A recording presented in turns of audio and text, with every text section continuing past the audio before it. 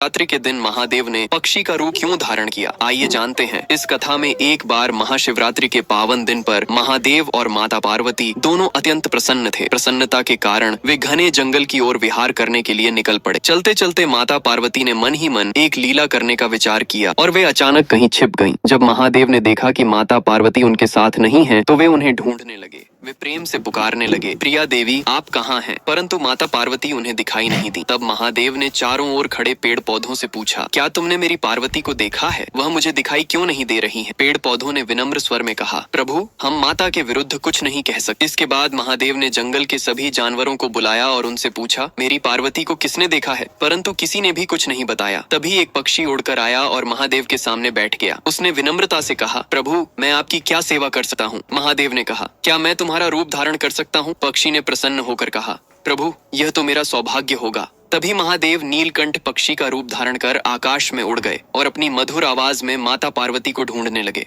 उसी समय माता पार्वती एक कमल के फूल के भीतर जाकर छिप गई। महादेव उस कमल के पास पहुंचे और बोले, देवी मैं इस फूल के भीतर नहीं आ सकता, क्योंकि यह फूल आपको अत्यंत प्रिय है। यदि आप बाहर नहीं आएंगी तो मैं चला जाऊंगा। परंतु माता पार्वती ने कोई उत्तर नहीं दिया। महादेव उदास मन से जंगल की ओर लौटने लगे। जब माता पार्वती ने देखा कि महादेव सचमुच चले जा रहे हैं, तो वे कमल से बाहर आईं और चुपचाप उनके पीछे चलने लगी। महादेव ने उनके कदमों की आहट सुनी और रुक गए। तभी माता पार्वती ने कहा, प्रिया स्वामी आप कहाँ जा रहे हैं? महादेव ने मुड़कर देखा तो माता पार्वती लज्जा से मुस्कुरा रही थी। तभी दोनों ने सर्प का रूप धारण किया और घने जंगल में नृत्य करने लगे। नृत्य करते करते महादेव के मस्तक से पसीने की बूंदें धरती पर गिरने लगी। माता पार्वती ने चिंतित होकर कहा, प्रिया स्वामी आपका पसीना इस भूमि पर गिर रहा है, इससे कोई अनर्थ न हो जाए। महादेव ने शांत स्वर में कहा, देवी चिंता मत करो। तभी पसीने की एक बूंद से एक और महादेव प्रकट हुए। उन्होंने आकर मूल महादेव के चरण स्पर्श की। फिर दूसरी बूंद गिरी और एक और महादेव प्रकट हुए। इस प्रकार लगातार पसीने की बूंदों से अनेक महादेव प्रकट होने लगे। यह देखकर माता पार्वती घबरा गईं। उन्होंने कहा, प्रिया स्वामी मुझे क्षमा करें, मैं आपसे हार गई हूँ। यह कहकर वे रोने लगी। महादेव हंसने लगे और बोले, देवी तुमने तो मुझे ढूंढ ही लिया। माता पार्वती ने कहा, मैं इतने सारे महादेवों को कहाँ रखूंगी? महादेव बोले, मैं स्वयं सबके लिए स्थान बना दूंगा। काशी विश्वनाथ, अमरनाथ और अन्य पवित्र स्थलों पर मैं अपने ही रूप में निवास करूंगा। वे स्थान सदा पवित्र रहेंगे, क्योंकि वहाँ मेरे ही अंश प्रकट हुए हैं। यह कहकर माता पार्वती ने महादेव का हाथ थाम लिया। दोनों पुनः नीलकंठ पक्षी के ऊपर सवार होकर आकाश की ओर उड़ जाते हैं और माता पार्वती बोलती है, जो भी इस कथा को देख रहे हैं उसने मेरे महादेव के लिए लाइक और सब्सक्राइब नहीं किए हैं।